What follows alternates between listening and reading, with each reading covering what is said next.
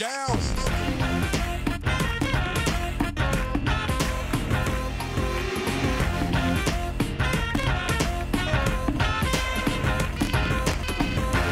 Salut les terriens, salut les terriens, bienvenue dans SLT Summer 2013. Alors, les terriens de ce soir sont Chantal Joanneau. Bonsoir. Bonsoir. Chantal, vous êtes ici ce soir car vous êtes la seule femme à s'appeler Chantal qui n'a pas ouvert un salon de coiffure et qui est devenue sénatrice.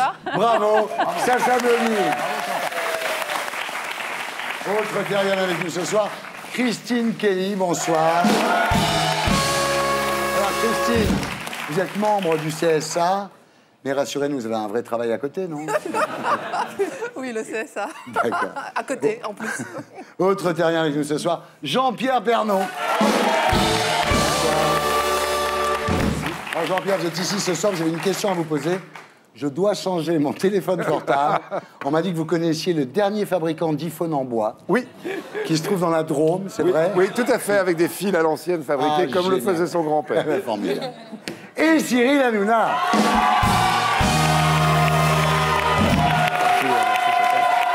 Cyril Hanouna, bonsoir. Bonsoir Thierry. Ma famille. Je vous demande de vous arrêter. Alors Cyril, en 2013, vous êtes devenu une superstar de la télé, on vient de le voir. Suivre partout, j'en peux plus. Quand je pense qu'il y a un an, vous vendiez des roses dans les restaurants parisiens. Eh oui, mais je gagnais beaucoup plus d'argent. Eh oui. En P3, après le zapping et Gaspard Proust, nous accueillerons notre invité du samedi 20h ce soir, Jean-François Lagros, l'aventurier qui chasse les braconniers d'éléphants. Voilà, l'émission s'appelle Salut les terriens et le groupe Les Gréments de Fortune.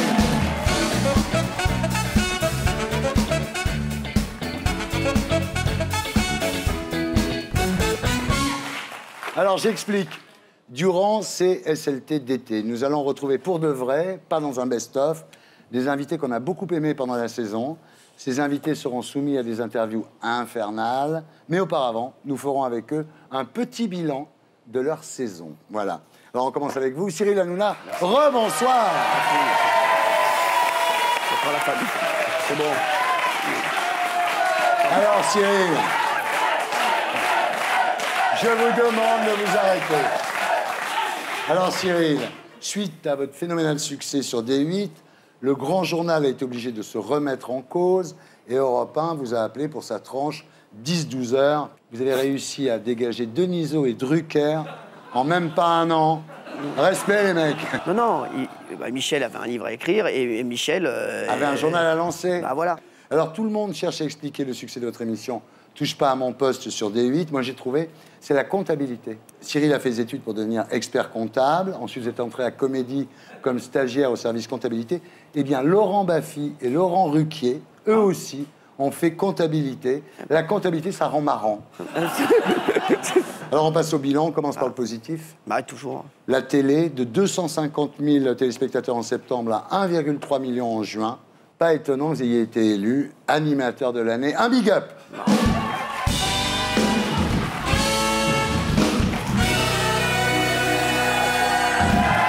fait de venir, hein, Thierry. Notre émission marche tellement bien, Cyril, qu'elle est déjà parodiée.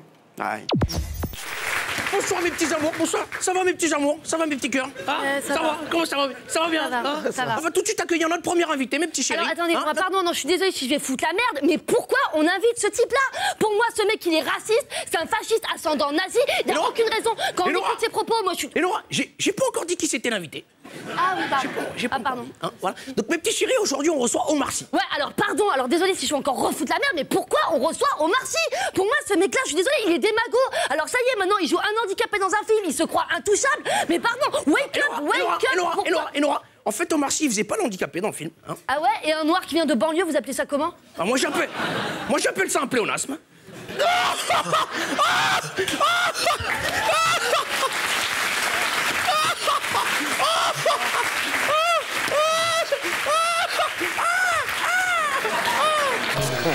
Voilà, donc c'était la troupe de On ne demande qu'à en rire qui est allée parodier votre émission sur votre plateau. Non, ils sont excellents. Alors ça va, tu kiffes là, t'es content? Marcher, c'est bien, Durer, c'est mieux. Moi, Oui. ça fait qu'un an. Oui. Allez, on va parler de Jean-Pierre Pernaut après. Quand... Arrête de parler de mon âge, toi. On va parler de l'âge. Non, mais ça va venir. Jean-Pierre, tant que vous faites plus de téléspectateurs que votre âge, c'est bon.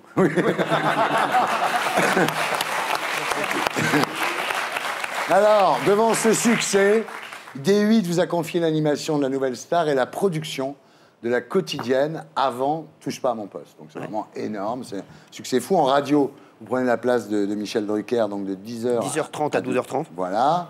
On passe maintenant à la partie négative du bilan. Ah. C'est la boulette, fils. Au sujet du remplacement de Michel Denisot par Antoine Decaune dans le Grand Journal, vous avez déclaré « Très mauvaise idée. Pour les jeunes, ça ne représente rien. C'est une énorme erreur de vouloir faire du jeune avec du vieux. » Decaune vous a répondu « Je ne veux pas rentrer dans les polémiques. On va se mettre au travail avec humilité. C'est important, l'humilité, dans ce métier. » Voilà. Et en plus, alors là, dimanche 30 juin, vous êtes sur le plateau de l'Hebdo des médias, l'émission de Mathias Gürtler sur iTélé. Et voilà ce qui se passe.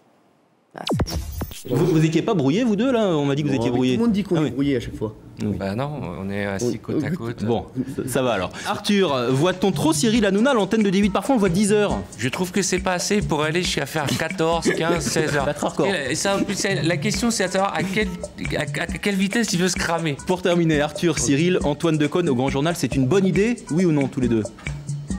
Eh bah, réponds, Vas-y, non mais t'as pas répondu. Moi, je trouve que c'est une excellente idée. Cyril, un avis? C'est une idée.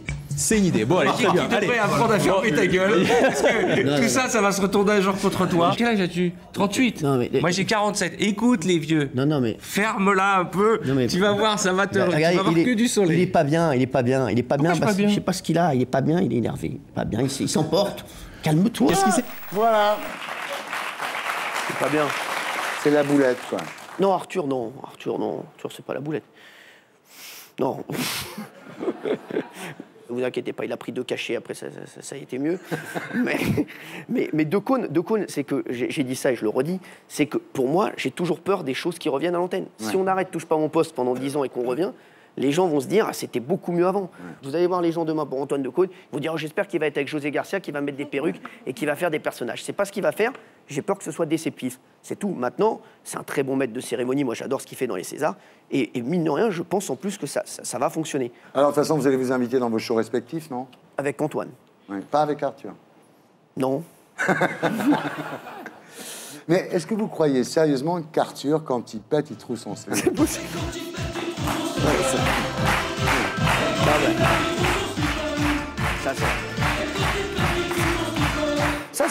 Ça, c'est la boulette. Ouais, non, mais c'est votre année, parce que vous faites une chanson pour vous moquer de Patrick Sébastien. Parce que je l'aime, je l'adore. Hein. Oui, et ça devient numéro 1, quoi. Ouais. C'est quand même tout ce que vous touchez marche, quoi. Vous êtes Midas. Oui, je veux bien vous toucher. Ah oui. Là. Avec maire de Paris. On passe maintenant à l'interview formatée, un grand classique pour vous, Cyril Hanouna, l'interview nulle.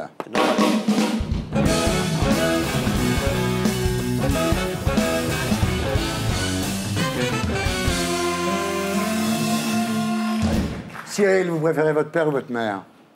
Jean-Pierre Foucault.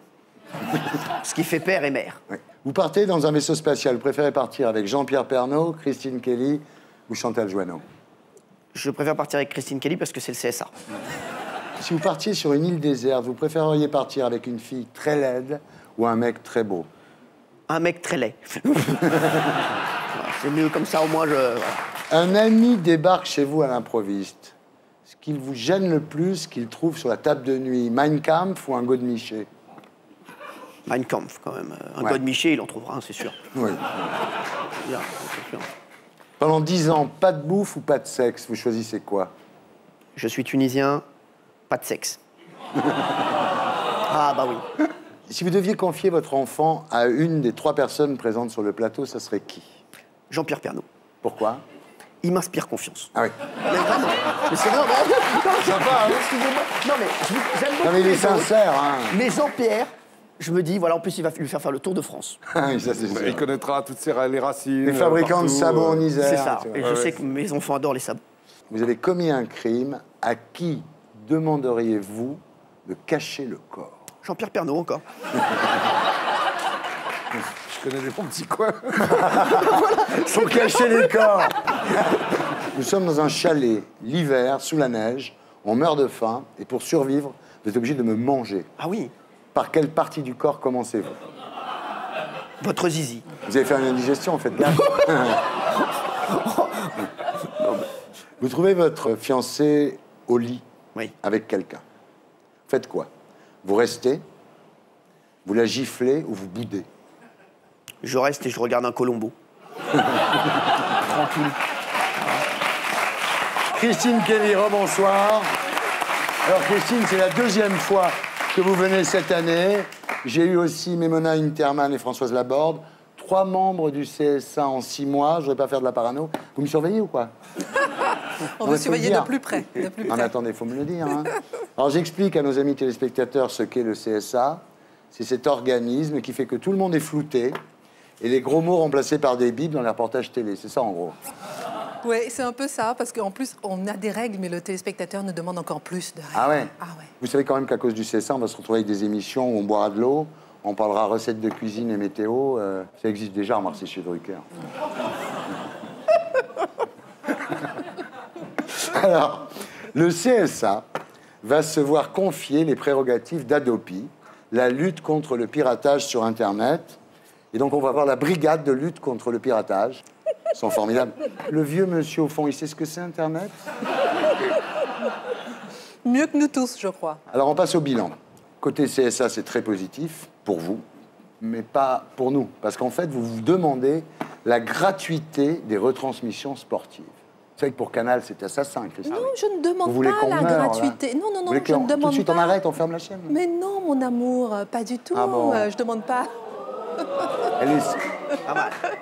Non, non, j'ai toujours dit que je veux l'intérêt général, je veux qu'il y ait le plus de sport en gratuit tout en respectant le modèle économique du payant. Vous voulez également plus de sport féminin à la télé? Oui. Très bien. Vous êtes d'accord, Chantal? 10 000 fois d'accord. Oui. Ouais. Pourquoi les détenteurs de droits, ils achètent un package avec la compétition masculine et féminine, ils mettent la féminine dans un petit coin, ils diffusent que la masculine. Ce n'est pas normal. Alors qu'à qui nous fait rêver aujourd'hui? Les braqueuses. Ah ben pourquoi est-ce qu'on n'a pas vu toute une histoire de Des leur braqueuses. évolution des D'accord. braqueuses? Juste à un moment, on fait que voir le match en finale. Mais par contre, je veux dire que le football féminin sur D8, ça a été la plus belle audience, meilleure audience de l'histoire de la TNT nouvelle. C'était sur D8 avec le football féminin. Non, pas mieux que Cyril Hanouna. Alors, point négatif du bilan. Marisol Touraine vous a laissé tomber pour votre campagne contre l'obésité dans les dom-toms. Je trouve scandaleux qu'on puisse mettre les produits, les sodas plus sucrés au dom-tom, les yaourts plus sucrés au dom-tom. Mais attends, mais l'outre-mer, c'est entièrement à part ou à part entière? Non, mais allô. l'outre-mer, non mais allô quoi. Non, mais allô, L'outre-mer, quoi. on veut... Non mais on veut... Mais attends, non mais allô. Non mais c'est quand même grave de voir que l'outre-mer, on les met toujours à côté pour les chiffres du chômage. On les compte jamais, hein, parce que ça ferait exploser les chiffres du chômage. On fait des chiffres justement pour montrer que l'obésité est en train de ralentir en France. On ne compte pas l'outre-mer parce que ce sont des chiffres au niveau des États-Unis. Par contre, hop, on dope les yaourts plus sucrés, on les empoisonne. Et ça, je trouve ça scandaleux. Alors on passe maintenant à l'interview formatée. Un grand classique pour vous. Christine, l'interview dernier coup.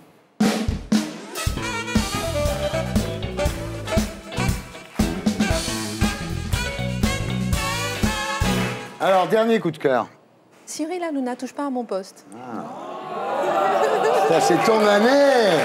C'est ton année. Non, mais vraiment, ça me fait plaisir. Hein. Dernier coup de folie. Les soldes. Je m'en suis pas encore remise. Dernier coup de foudre. C'était à Cannes, quelqu'un que j'ai rencontré. Ouais. Top. Top. Dernier coup de rouge. Tous les soirs. Ah, quelle est mignonne. J'adore. Dernier coup de tête. Déménager. Ah ouais. Ouais. Vous habitez où maintenant? 15e. Ah bon? Le code? 75 015. Ok, j'y serai. Dernier coup de rein. Joker. Apparemment, c'était à Cannes. Hein. Merci Cyril, tu l'as sorti d'un mauvais pas. C'est gentil. Nous sommes toujours en compagnie de Chantal Joanneau, de Christine Kelly, de Jean-Pierre Pernaut et de Cyril Hanouna. Alors Jean-Pierre Pernaut, bonsoir. Une année exceptionnelle marquée par l'anniversaire de vos 25 ans à la tête du Trésor de TF1 et par des audiences toujours aussi élevées, 6,5 millions de téléspectateurs en moyenne. 50% de part de marché, record européen. Et avec l'augmentation du chômage, les gens qui n'ont rien à foutre et qui regardent la télé toute la journée, ça va encore augmenter. Ben oui. Voilà. L'an prochain, vous êtes à 7 millions. Non, oui, on va voir, on va voir. Alors, France 2 pense à faire présenter son journal par Clara Morgan avec les seins nus. Ça marcherait pas. Non, à la campagne, c'est pas bien vu, ce genre de truc. Moi, j'ai regardé votre journal, comme je savais que vous veniez pendant une semaine. Seulement? Ah oui, j'ai eu envie de voter Pompidou. Hein.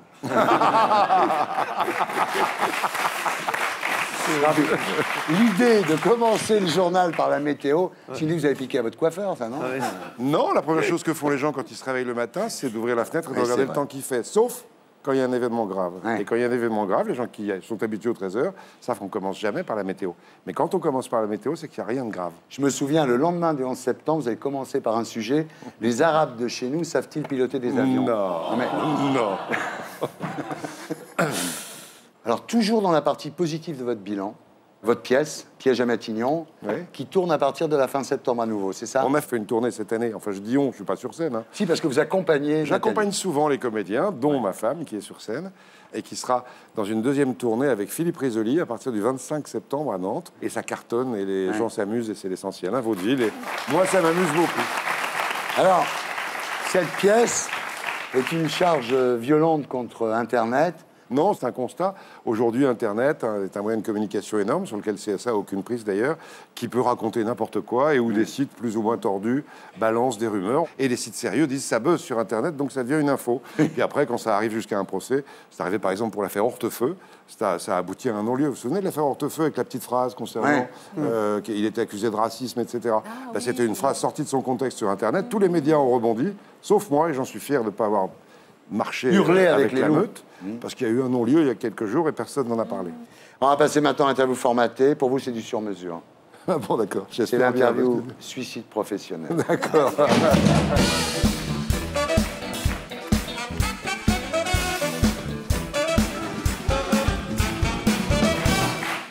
Quelle émission de TF1 aimez-vous le moins? Une émission qui ne m'est pas destinée, Secret Story, qui est destinée aux gamins, pas à des gens de mon âge. Quelle émission refuseriez-vous de présenter? Pas sur TF1, dans le PAF. Plein. Oh, plein. Pas la sienne. Elle est marrante, la sienne. Oui, mais la sienne, il faut s'appeler lui pour... Il faut savoir la faire. Oui, il faut savoir la faire. Non. Jean-Pierre, il ferait 46% de part de marché. Quel grand professionnel de la télévision n'était en fait qu'un fumiste qui ne bossait jamais? On va voir si vous êtes honnête. Oh, je sais pas. Oh, je sais pas, vous êtes vache. Non, il n'y a pas de fumiste qui bosse jamais. Il y en a quelques-uns, je vais pas en citer un plutôt qu'un autre. Quelle émission regrettez-vous d'avoir présentée? Aucune. Je suis très fier d'avoir présenté Combien ça coûte, qui est une des émissions cultes de l'histoire du PAF. Elle a duré 20 ans, celle-là. J'espère qu'elle reviendra un jour. Ah ouais. Bon, combien ça coûte, ouais, pour le refaire? Tu verras quand tu seras vieux. C'est dans l'air du temps. On n'a jamais autant parlé de pognon. Bon, il faut refaire donc, combien ça coûte. On s'en moquait, on s'amusait. C'était l'impertinence amusée sur les choses de l'argent. L'argent public gaspillé, on s'est éclaté pendant 20 ans. J'aimerais énormément la refaire en ce moment. Et on n'est pas des pigeons qui ressemblent à ça, une nouvelle Oui, on émission. n'est pas des pigeons, absolument. Très bonne émission. Oui, sur France 4. Quelle série de TF1 trouvez-vous la plus insupportable? Aucune. Non, oui. Il est un petit peu énervé qu'on lui ait volé Navarro. Non, attends, des séries insupportables. Il n'y a pas de séries insupportables, sinon on ne les diffuserait pas. Dallas, vous ne l'avez pas diffusé longtemps. Hein. Dallas, j'aimais pas la première, j'aime pas la seconde non plus. Voilà, donc vous avez répondu. Apparemment, je ne suis pas le seul. Qu'est-ce que Claire Chazal devrait changer? Rien. Ah, rien. Elle est magnifique, Claire. Quelle émission n'a rien à faire sur le service public? Oh, il y en a beaucoup aussi. Je vais pas en citer une plutôt que... Je vais pas en citer une plutôt que d'autres. Non, service public, ça me permet de dire que moi, je suis content de travailler dans une chaîne privée, commerciale et indépendante, que je dépends du droit de la presse et pas du CSA dans mon travail, même si le CSA pense le contraire. Qu'est-ce que vous n'avez pas aimé en travaillant avec Christophe de Chavannes? Ah, ses coups de gueule, il est redoutable, Christophe, mais c'est un génie. C'est un génie de l'antenne, de la... Je dis du bien de plein de gens. Hein. Vous me posez des questions sur des gens que j'aime bien. Donc, De Chavannes, c'est un génie de l'animation, c'est un génie de tas de choses. J'ai eu la chance de partager ma vie avec lui pendant 20 ans, dans combien ça coûte, et j'adorais. Mais il a des coups de gueule un peu violents parfois. Par qui n'aimeriez-vous pas être remplacé au journal de 13h? Je ne sais pas, parce que tout le monde peut faire ce métier, tout le monde peut réussir, tout le monde peut... Bon, pas tout le monde, pas Cyril, mais des journalistes. Laurent Delahousse, ça vous ferait plaisir? Oui, il en a un point commun, il est Damien, comme moi, donc la Picardie a fait quelques grands présentateurs, c'est bien. Il y a aussi la Miss France qui est de là-bas. Oui, je la connais mieux. Ouais.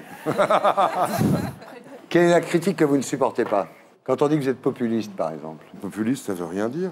Si être près du peuple, oui. Si c'est être près des gens, oui, je suis populiste. Et si c'est être un peu démagogue? Dans le 13h, je m'intéresse aux gens, je m'intéresse pas au microcosme. Je fais le journal des Français pour les Français. Je fais pas un journal du tout pour vous, pour le CSA ou pour qui que ce soit.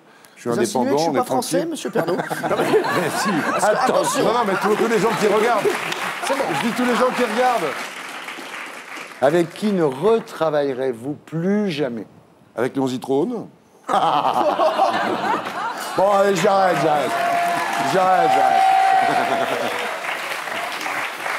Bonne réponse. Chantal Jouanneau, bonsoir. Bonsoir. Alors, vous êtes vice-présidente de l'UDI, sénatrice de Paris, championne de karaté. J'imagine que c'est utile, le sport, quand il faut ramener Borloo le soir après l'apéro. C'est utile pour faire de la politique. Ouais. Ça va au Sénat? Ça va bien. Il paraît qu'ils interdisent les portables parce qu'en fait, ça dérègle les sonotones, c'est vrai? Mais alors, je vais faire du Jean-Pierre, mais personne n'a de sonotone au Sénat. Ah d'accord. Ah ben vous y mettez aussi. Vous êtes en train de dire que j'ai été focus dans mon interview. Oui, ça, c'est pas oui. Pas du tout. Ça, Nance Paolini peut être content, je vais dire. Alors, comment vont vos enfants, Com et Sixtine? Très bien. Com, je comprends, parce qu'il a été conçu, j'imagine, au bord du lac de Caume, mais Sixtine, vous n'avez pas fait d'amour dans la chapelle, quand même.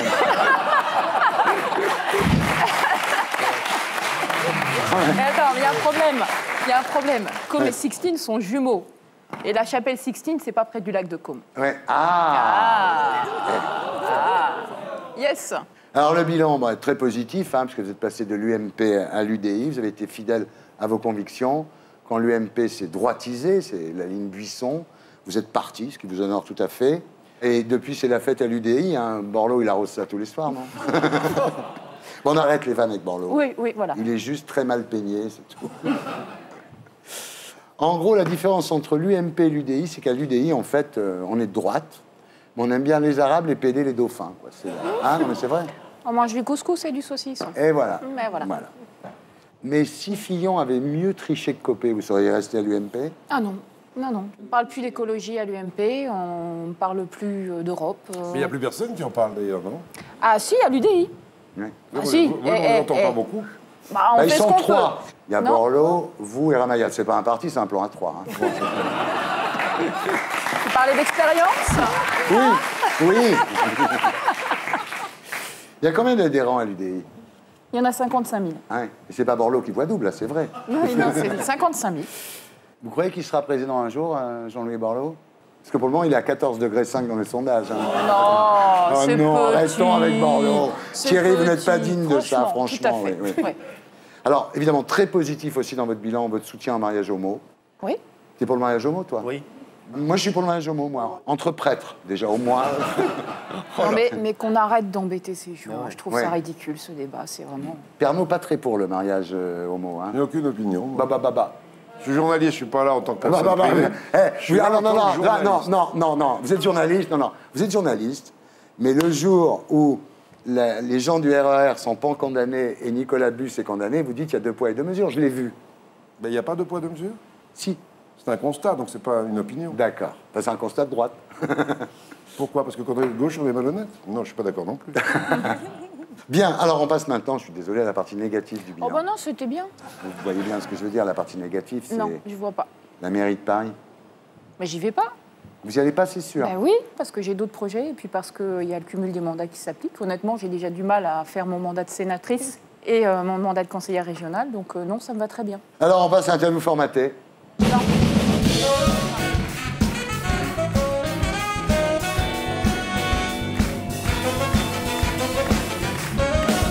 Un grand classique pour vous, c'est l'interview par amour. Est-ce que par amour, vous seriez prête à arrêter de faire votre métier? Oui. Est-ce que par amour, vous seriez prête à vous convertir à une autre religion? Là, ça devient difficile. Apparemment, elle n'est pas très amoureuse. Non. Est-ce que par amour, vous pourriez avoir recours à la chirurgie esthétique? J'aurais pas besoin. C'est exactement, Ça, c'est vrai. exactement ce que je pense. Ça, c'est vrai. Est-ce que par amour, vous seriez prête à accepter qu'il y ait une maîtresse? Faut répondre quoi, là? Non, mais je parle à un homme d'expérience. Faut répondre quoi? Alors l'homme d'expérience, c'est pas moi. Hein. Non, mais... Est-ce que par amour, vous seriez prête, Chantal, à découvrir les clubs échangistes? Ça lui trotte dans la tête depuis un bout de temps. Alors? L'homme d'expérience répond quoi encore? On fonce. On y va, Chantal. Est-ce que par amour, vous seriez prête à prendre 20 kilos? Ah non, j'ai donné. J'en ai eu 20 de plus, donc non. C'est vrai? Vous apprenez que vous avez une rivale. Est-ce que vous seriez capable de partager, de pardonner ou de tuer? Mince, on est à la télé. Répondez ce que vous répondriez si vous étiez chez vous. Oui, mais je crois qu'il y a du monde derrière, là. Ouais. Il y a plus de monde devant.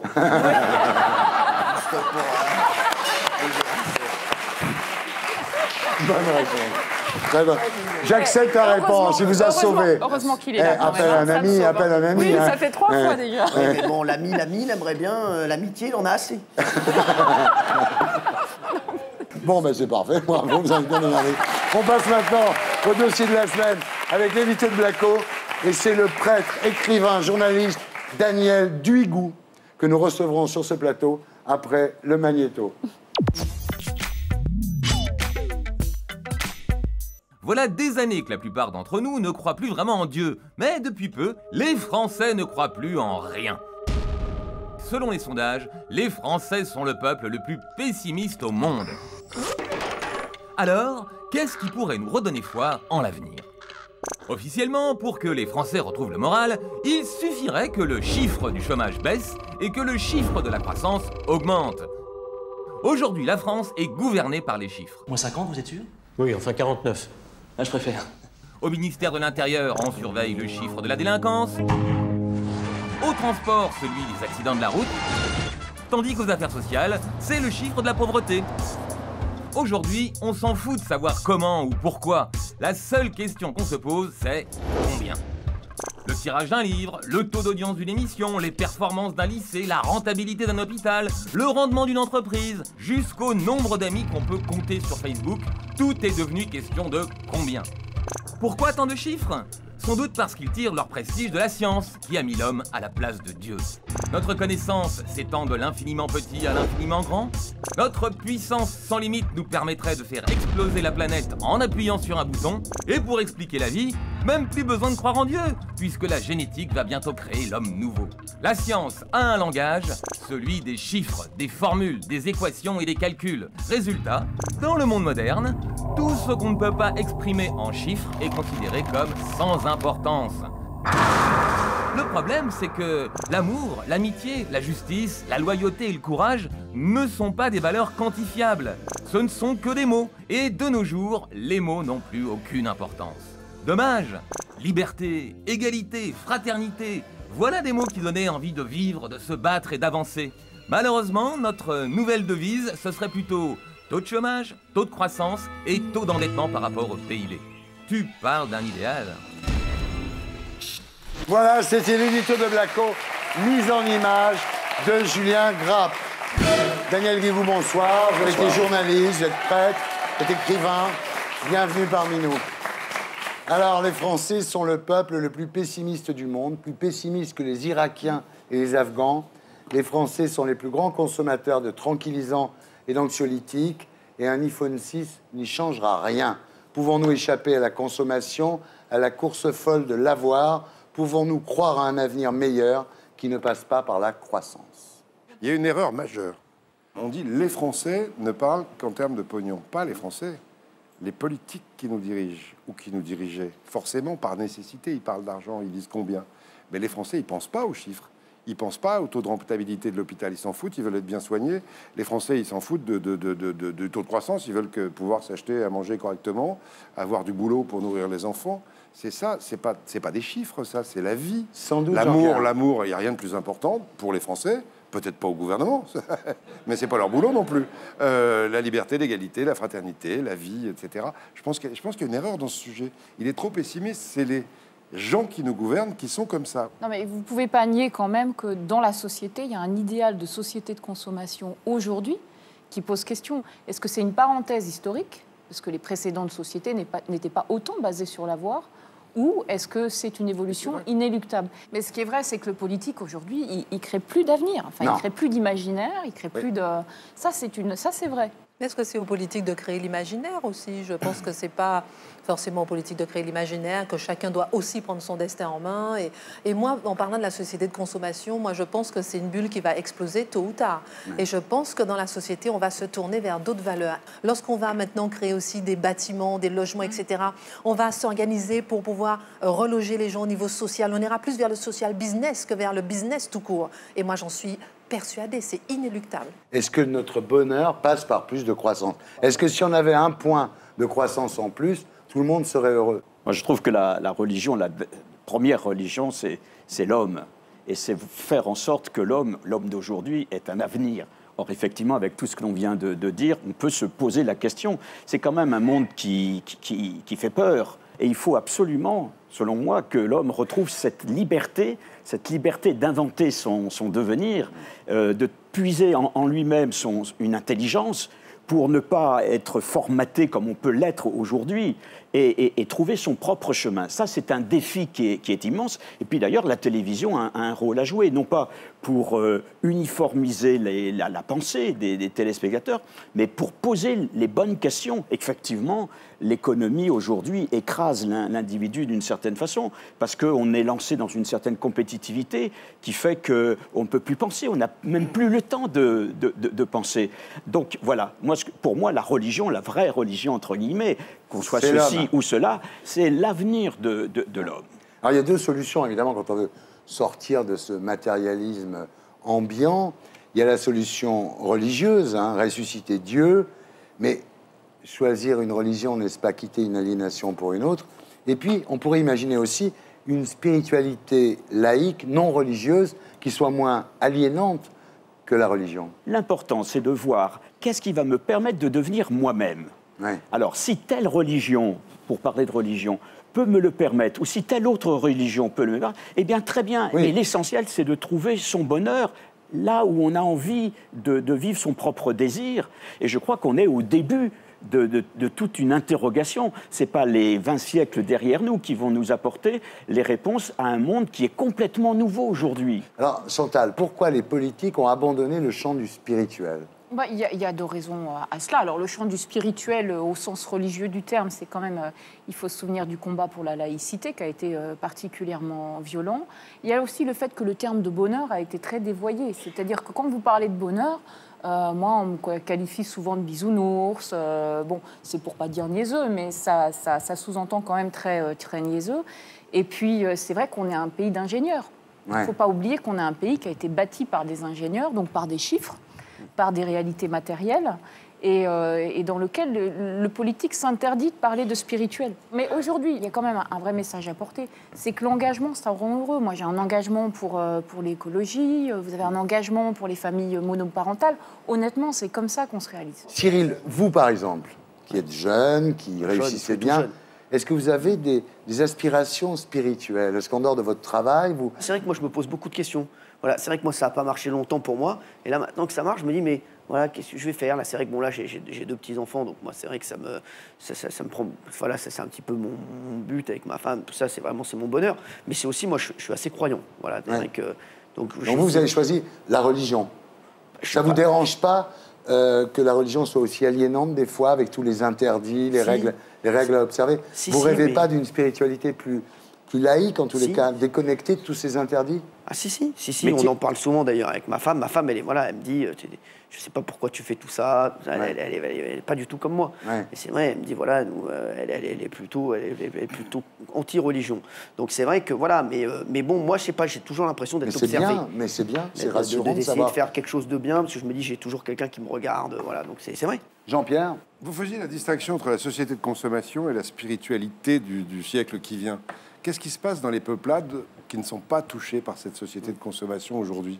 Ils ont davantage de spiritualité ou ils essaient de vivre tout simplement la religion est importante pour eux ou pas? J'en sais rien. Moi, j'ai vécu pendant 6 ans dans le désert parce que j'ai voulu vivre une expérience d'ermite. Il est sûr qu'il n'y a pas de boutique, donc on ne peut pas acheter quoi que ce soit dans la Palmeraie. Mais en revanche, il y a quelque chose qui est essentiel, c'est qu'on échange. Donc il y a quelque chose qui est de l'ordre de l'humain qui se partage. Et il me semble, en revenant un peu à notre civilisation, à nous, que cet humain-là a disparu au bénéfice d'une certaine violence. L'hominisation de l'homme, Teilhard de Chardin, n'est pas terminée. Non. Et cette expression qui a été utilisée, qui est moins utilisée, veut dire que nous devons inventer. Nous devons inventer quelque chose de nouveau. Au niveau de la planète, une nouvelle gouvernance, mais au niveau de chacun d'entre nous, une autre façon de vivre, une autre façon d'échanger. Sinon, on crève. John Lennon disait que la révolution, il faut la faire d'abord dans sa tête, avant de la faire dans la rue. Absolument. Et je pense qu'il avait parfaitement raison, parce qu'aujourd'hui, les seules révolutions qui s'imaginent, c'est des soulèvements dans la rue.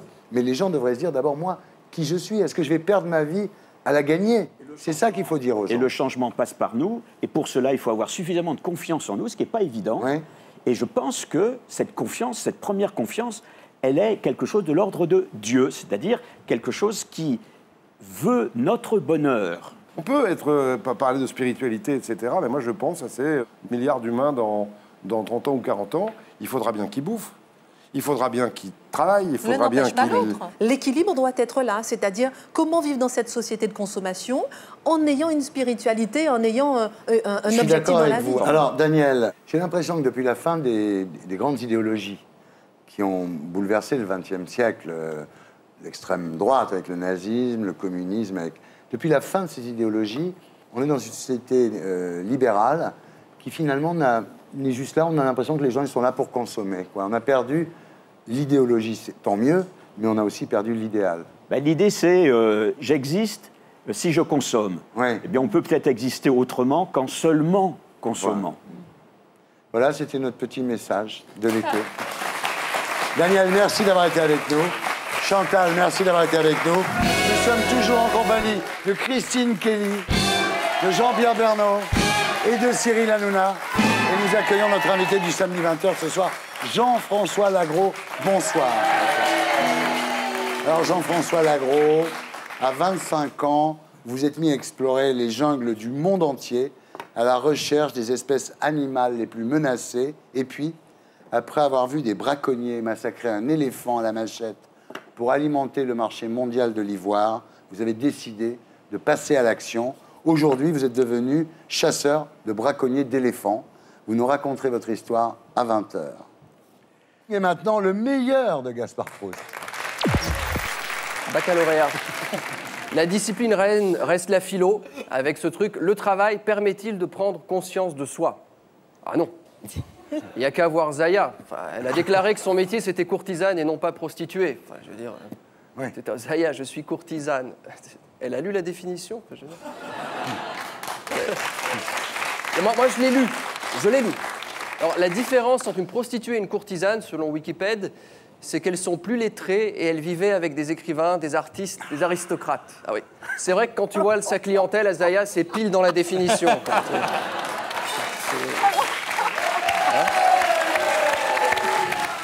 Politique et morale, Bernard Tapie. Il est fort, c'est mon héros, quoi, ce mec. C'est le seul type qui est capable d'arriver en garde à vue et de se débrouiller pour qu'on inculpe aussi son avocat. Tu sais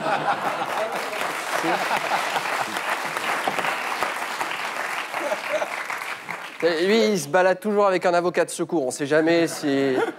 Bon, c'est un habitué. À ce stade, Tapie, il doit avoir un double des clés de sa cellule. Sport. Affaire Jalabert. C'est terrible ce qui arrive à ce stade-là. Est-ce vraiment nécessaire d'accabler un type dont le palmarès prouve que le dopage ne marche pas?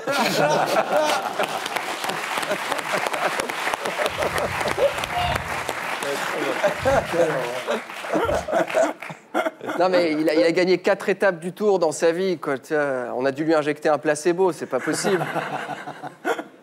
Alors moi, j'ai vu son témoignage. Alors c'est les aveux à la Jalabert, quoi. En termes de défense, Virenque à côté, c'est Maître Vergès. C'était vraiment le type. Ouais, bon, j'arrivais dans la roulotte, on me faisait des swings.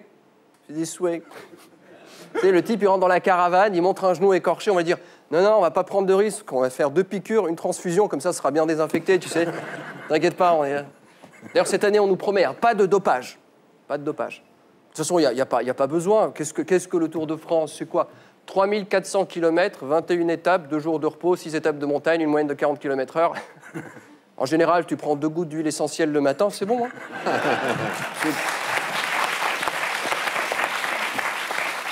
Bon coin. Une famille rome a vendu son gamin 15 000 €. Ah, ça va, il a été rendu. Belle opération, hein. Avec les portefeuilles ramenés, la famille a fait une plus-value de 5 000 €.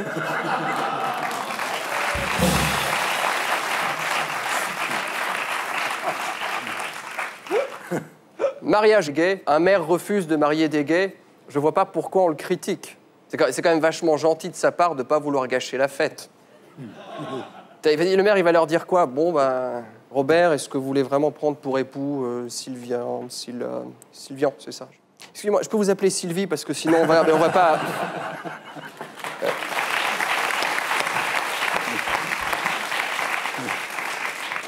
Maintenant, vous pouvez vous serrer, Je vais mettre 2 dos, non 2 biais, parce que sinon j'ai peur.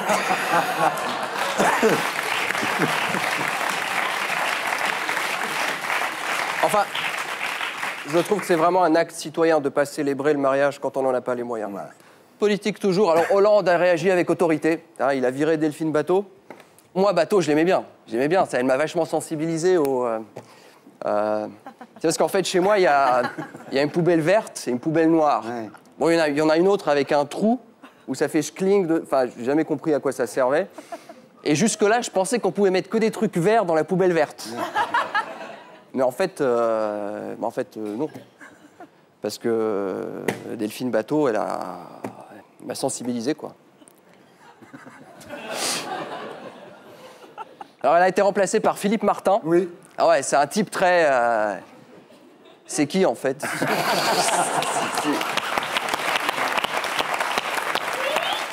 Égypte. Alors, apparemment, maintenant, le printemps arabe, c'est 1 fois par an. Bon... Bah, ça se comprend, hein. Quand on sait qu'il y a eu à peu près 100 agressions sexuelles en quelques jours place Tahrir, pourquoi arrêter de manifester, quoi? En fait, la place Tahrir, c'est devenu un club échangiste en plein air. C'est plus une révolution démocratique, c'est sexuel. C'est jouir sans entrave, sous le niqab la touffe. Enfin, c'est très... Alors, résultat, les manifestants ont été entendus. C'est-à-dire que l'armée a dégagé le président Morsi, président qui était à 32% d'opinion positive. Tu vois, c'est à ce genre de détails qu'on remarque que l'armée française est complètement sclérosée.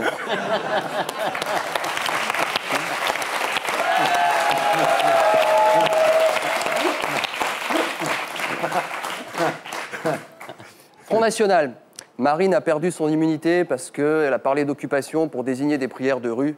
Bon, les prières de rue, c'est vrai que c'est un sujet qui excite les gens, quoi. Moi, j'ai un copain homo qui a un appart juste au-dessus de la rue en question.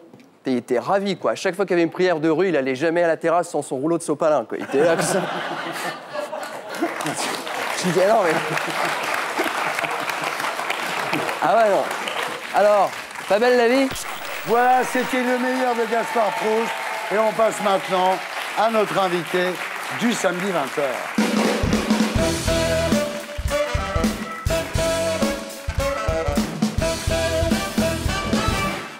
Jean-François Lagros, bonsoir. Bonsoir. Donc vous êtes né le 7 juin 1962 à Alger.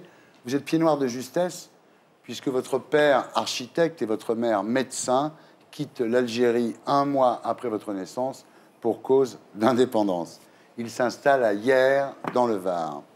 Mais comme de nombreux déracinés, vous êtes saisi à l'adolescence par la soif du voyage. Et à 16 ans, direction la Turquie, et là, c'est le coup de foudre. Oui, je me suis dit, voilà, c'est ce que je veux faire. Je veux voyager dans ma vie. Vous dites, ce sentiment de liberté, j'ai senti que c'était ma vie, quoi. Oui. Ouais. Alors, après le bac, vous entrez à l'école vétérinaire de Toulouse, mais le virus du voyage ne vous a pas quitté tous les étés sur votre moto. vous avalez des kilomètres en Europe et au Maghreb, vous n'arrêtez pas, quoi. À partir du moment où on commence, je crois qu'on ne peut plus s'arrêter. Ouais. Je continue d'ailleurs. Alors, votre premier long voyage, c'est en 1986. Vous faites Alger-Dakar par les pistes du Paris-Dakar. Et puis arrive votre voyage initiatique. Ce qu'il faut dire d'abord, c'est que vous ne le faites pas seul, mais avec Isabelle, une jeune diplômée de l'école vétérinaire comme vous, qui deviendra votre femme et la mère de vos enfants, et votre compagne sur toutes les routes du monde. Elle n'était jamais montée sur une moto. On est parti, on a fait quoi, 8 mois en Afrique, on a fait 30-40 000 kilomètres. Alors elle passe son permis pour partir avec vous, et vous faites Dakar, Nairobi, Nairobi, Le Cap. Alors là, vous achetez la nourriture dans les villages, vous cuisinez à la belle étoile, vous dormez sous la tente au milieu de la jungle ou de la savane. Et puis surtout, c'est le moment où on joint un peu le voyage avec notre histoire vétérinaire, quoi. Et alors, il y a un souvenir inoubliable dans ce voyage, c'est les hippopotames qui se baignent dans le lac Albert, qui est un lac à la frontière de l'Ouganda et du Zaïre. Une espèce de parterre d'hippopotames avec des centaines d'hippopotames et une pirogue qui circule entre les hippos. C'est une vision incroyable, quoi. Quand on vient de France, qu'on n'a jamais connu cette nature forte comme ça, c'est un truc qui vous prend aux tripes quand même. Et alors, il y a les lions. Alors, il y a une histoire terrible, c'est qu'en fait, votre tente s'était brûlée sur le pot d'échappement de la moto, ce qui fait qu'il y avait des trous. Et alors là, la nuit, il y a une lionne qui vient passer son museau dans les trous. Et nous, on était dedans. Moi, j'ai mon opinel. Et on était morts de trous. Ouais. Enfin, c'est des sensations très fortes, quoi. Ouais. Il y a les hyènes. Alors, les hyènes, en fait, c'est pas dangereux, mais ça bouffe tout, hein. Ça passe après les lions, quoi. Ouais, ouais. Donc, ça fait les casseroles, ça pique les godasses, ça... Ouais. Ça bouffe le cuir, les hyènes. Hein. Ouais, ça aime beaucoup le cuir, ouais. C'est incroyable. Ensuite, ce sera l'Amérique latine. Alors là, vous descendez par la côte atlantique, vous remontez par la côte pacifique, et en Patagonie, en plein hiver austral, vous êtes obligé d'enrouler des cordes autour de vos pneus pour avancer sur la glace. Pour avoir un peu d'adhérence, ouais. On met une corde autour des tétons des pneus, et on arrive à rouler un peu. Ouais. Et vous arrivez à Ushuaia le 14 juillet. Ouais. C'est comment, Ushuaia? Ushuaia, quand on vient il y a une espèce de grand col avant d'arriver à Ushuaia, donc avant de redescendre sur la terre de feu, une espèce de grande descente où on glissait avec les bécanes, on faisait, je sais pas, des fois 100 mètres, la bécane partait, et on courait après les bécanes pour les rattraper, et on arrivait à Ushuaia, et c'est vrai que c'est une vision, c'est le but d'un voyage déjà. Puis il y a le Cap Horn, il y a la terre de feu qui est au fond, il y a cette espèce de ciel bas, lourd. Ça a vraiment de la gueule, et c'est vrai que c'est des images qui marquent. Alors là, vous commencez vos recherches sur les espèces en voie de disparition. Alors, il y a le kangourou arboricole de Papouasie. Nouvelle-Guinée. Ouais, c'est un petit kangourou. Un kangourou qui fait 50 cm de hauteur et qui ne vit que dans les arbres. Et le babiroussa des célèbres, alors là, c'est marrant parce qu'il a 4 défenses. Hein. En fait, ce ne sont pas des défenses, ce sont des dents. Il a les dents du dessous qui font ces espèces de défense. Et il a des dents du dessus, de la mâchoire supérieure, qui, au lieu de pousser vers le bas, poussent vers le haut, transpercent le crâne et ressortent sur le museau en faisant des volutes. Et parfois même, il se crève un œil avec ses propres défenses. Ça, c'est le babiroussa des célèbres, c'est incroyable. Espèce en voie de disparition. Et surtout, le fameux tigre de Tasmanie. Un marsupial qui ressemble un peu à un loup rayé, qui se mettait sur les pattes arrière et qui ouvrait une mâchoire à plus de 45 degrés. C'est-à-dire une ouverture comme aucun autre animal au monde, quoi. C'est un mix entre le kangourou et le tigre, en fait. Exactement. Dont on pense qu'il y a encore peut-être quelques individus restants. Alors, pour survivre financièrement, vous faites toutes sortes de métiers. À un moment, vous êtes obligé de faire castreur de kangourous. Alors, ce qu'il faut préciser, c'est des kangourous domestiques, hein, qui deviennent agressifs quand ils vieillissent, et vous êtes obligé de les castrer, quoi. Oui, les vieux mâles castagnent pas mal, ils sont dangereux. Ouais. Ils donnent des coups de patte et c'est franchement dangereux. Donc, on castrait les kangourous, on gagnait un peu d'argent comme ça pour continuer à voyager. Alors, c'est durant ce tour du monde que vous attrapez la leptospirose. Oui. Alors ça, c'est très chaud parce que vous avez perdu 15 kilos, 1 mois et demi d'arrêt. C'est une maladie qu'on attrape dans les eaux usées. Et c'est un vibrion qui passe à travers la peau, une bactérie, et qui attaque les reins, le foie. Donc c'est assez mauvais. Alors, après la naissance de votre premier enfant et la publication de votre premier livre sur les animaux insolites en voie de disparition, vous repartez, mais pour la télé cette fois, faire le même voyage, mais en 4x4, et vous amenez votre fille. Julie, qui avait à l'époque 18 mois. Oui, un peu plus, ouais. Ouais. Tout le monde a dû vous dire que c'était une folie. Oui. Ouais. Mais on l'a fait quand même. Elle va très bien. Oui. Alors c'est là que vous décidez de passer de l'observation à l'action pour essayer de sauver les animaux menacés d'extinction. Ça ne sera pas facile, hein. Par exemple, vous cherchez le rhinocéros noir du Cameroun et vous découvrez que les pisteurs africains fabriquent de fausses traces de l'animal qui en fait a disparu. En fait, comme ils veulent garder leur job, s'ils disent qu'il a disparu, ils n'auront plus de boulot. Et ça a marché 2 ans. Ouais, hein. ouais. Et nous, on a fait venir un pisteur du Zimbabwe qui a réussi à les confondre, en fait. Alors, pour approcher les braconniers d'éléphants, ensuite, vous faites passer pour un client, vous faites appeler Monsieur Jean, vous dites, vous voulez faire des photos, comme ça, donc on vous admet, et là, vous rencontrez Robert, drôle de personnage, quand même.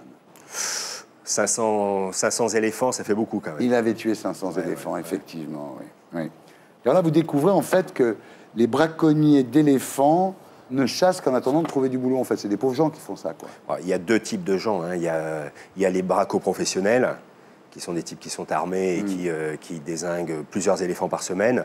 Et puis, il y a ceux qui ont besoin, effectivement, de manger. Ceux-là, vous dites, ils vont massacrer les éléphants comme d'autres vont pêcher le gardon, quoi. Oui, je pense qu'on n'a pas la même vision de l'animal, de l'éléphant, de la vie, d'une certaine façon. Ouais. Le pire, c'est que c'est pas payé, en fait, parce que pour 2 défenses, vous découvrez que c'est 45 €. Donc on tue des éléphants pour 45 €. À l'époque, oui. Mais maintenant, avec le cours de l'ivoire qui a beaucoup augmenté, on n'est plus dans les mêmes tarifs. Alors le braconnier, il a un vieux fusil, un 375, il a 4 balles, parce que les munitions, ça coûte cher, donc c'est très artisanal, quoi. Oui, mais ceci dit, plus il y a de conflits en Afrique, plus il y a d'armes qui circulent, plus il y a de braconnage. Alors votre quête pour trouver ce rhinocéros noir va durer 10 jours, vous allez faire 100 km dans la jungle avec des pygmées. Alors les pygmées, pendant la journée, ils ramassent de l'herbe un peu comme ça, et le soir, vous fumez les pétards. Ça défonce? Pas vraiment, en fait. Enfin, je suppose qu'il doit falloir être habitué. Moi, j'ai pas... Ça vous a rien fait? Non. Et puis un jour, soudain, apparaît devant vous, à moins de 10 mètres, une masse d'environ 5 tonnes, un éléphant. Ouais, c'est assez étonnant parce qu'un éléphant de forêt, c'est un animal qui est très silencieux. Vous pouvez être à 3 mètres, il est caché derrière le couvert végétal et boum, il bondit d'un seul coup, quoi. Et là, boum, il vous fonce dessus et il faut mieux se mettre sur le côté, quoi. Alors le fameux Robert tire, mais le rate. Oui. Et en fait, quand l'éléphant va mourir, s'il meurt quelque part, il est dépecé par ce qu'on appelle les charognards de l'ivoire. Alors eux qui s'attaquent vraiment aux bêtes mortes, quoi. Donc en général dans des marécages, dans des zones très reculées, et ils récupèrent l'ivoire sur des dépouilles, en fait. C'est des hyènes, en fait. En quelque sorte, oui. Alors le 2e éléphant encore raté, le 3e sera le bon, et là c'est terrible, parce que pour économiser la dernière balle, l'éléphant est achevé à la machette, les pygmées coupent les tendons des pattes arrière pour l'immobiliser, pour le faire tomber, en fait. Et après, il le dépèce vivant. Moi, je reconnais que c'est un moment qui m'a marqué, qui a un peu changé à la fois ma vie et mon boulot, en fait. C'est-à-dire qu'un éléphant, vous le voyez tomber, vous voyez des types qui n'ont pas la même notion de la vie que vous, qui lui coupent la trompe alors qu'il est encore vivant, qui, pour économiser 2 balles qui valent 15 € la balle, le tailladent dans tous les sens, et vous avez cet animal qui s'accroche à la vie, vous avez cet œil qui est presque comme le nôtre, hein. Un œil d'éléphant, c'est une vraie profondeur, hein. Ça a vraiment une âme, quoi. Et donc c'est vraiment quelque chose qui vous marque, quoi. Cette vision-là, à ce moment-là, ça a changé ma vie, quoi. Après cette expérience, vous deviendrez le chasseur de braconniers d'éléphants que vous êtes aujourd'hui. Et votre objectif, c'est de faire tomber les dealers d'ivoire, quoi. À un moment, il faut choisir son camp. Moi, je l'ai choisi. J'ai pas d'état d'âme. Ce que vous faites, c'est que vous infiltrez en faisant passer pour un client. Vous faites de grosses commandes. Vous donnez rendez-vous aux trafiquants dans des lieux publics. Et là, vous les faites arrêter par la police. On monte des opérations, on tend des pièges et on chope les gars. Voilà. Chaque année, 25 000 éléphants sont tués, quand même. Au bas mot. On chasse même les éléphantaux, maintenant. C'est-à-dire que même un éléphant qui n'a pas d'ivoire est un éléphant qui brouille les pistes. Donc des gars qui sont des bracos qui suivent pendant une semaine ce qui s'avère être un éléphant sans ivoire, ils l'ont un peu mauvaise d'avoir marché 100 km pour rien. Donc ils préfèrent dézinguer l'éléphant. Au moins celui-là, ils le suivent. Il les amènera plus n'importe où. Voilà. Alors aujourd'hui, il reste combien d'éléphants en Afrique? On évalue entre 500 550 000 à peu près. Mais dans l'Ouest africain, il n'y en a pratiquement plus. Très peu. Mais qu'est-ce qu'ils en font de l'ivoire, à part des cure-dents? Des objets qui sont des marqueurs de statut social en Asie, beaucoup, avec des gros marchés comme la Thaïlande, évidemment la Chine. mais aussi les Philippines, autrefois le Japon, mais un peu moins. Voilà. Donc avec des gens qui ont plus d'argent, qui veulent montrer qu'ils sont riches et qui achètent de l'ivoire. Pourquoi faire? Pour mettre chez eux, en décoration. Ah oui. Voilà. Est-ce qu'il y a d'autres animaux sauvages aujourd'hui qui mériteraient qu'on lutte pour leur défense, pour pas qu'ils soient exterminés? Oh bah, y en a énormément. Le premier en ce moment qui est encore plus menacé que l'éléphant, c'est le rhinocéros. Le rhinocéros, en ce moment, c'est un carnage. Parce que les Asiatiques pensent que la corne de rhinocéros est aphrodisiaque. Oui, aphrodisiaque ou bien utilisé en médecine traditionnelle pour faire baisser les fièvres, pour... Ça a un vrai effet, c'est vrai? Non. Non? Non, non. On essaie de faire des campagnes, mais c'est tellement culturellement ancré dans la tradition qu'on a beaucoup de mal à lutter contre ça. Et si on veut aider ces ONG, on peut le faire? Oui, on peut donner de l'argent, on peut faire des dons à Trafic, par exemple, qui est une ONG qui dépend du WWF, qui s'occupe de tous ces trafics-là. Où je travaille beaucoup avec un Israélien qui a une ONG locale au Cameroun, qui fait bosser des Camerounais, des gens d'Afrique centrale, et là, on est assez actifs. Vous avez une belle vie, finalement. Oui, je l'ai choisie, elle n'est pas toujours facile, mais ouais, je l'aime. Ouais. Une vie utile, en tous les cas. J'essaie. Ouais. Merci de votre témoignage. Merci. Voilà, c'était SLT Summer 2013, votre talk de l'été, avec Chantal Joanneau, sénatrice de Paris et vice-présidente de l'UDI, Christine Kelly, membre du CSA, Jean-Pierre Pernaut, du lundi au vendredi à 13h sur TF1. Merci Jean-Pierre. Et puis la pièce Piège à Matignon qui repart fin septembre. Cyril Hanouna, touche pas à mon poste sur D8, de retour à la rentrée et sur Europe 1. Daniel Bigou, prêtre et écrivain. Et Jean-François Lagros, merci de votre témoignage et bravo. Merci à tous ceux qui m'ont aidé à faire cette émission. Rendez-vous ici la semaine prochaine. Et d'ici là sur canalplus.fr avec en prime le top des vannes, l'édito de Blacko, la chanson des Gréments et Gaspard Proust. Salut les terriens, bon summer 2013.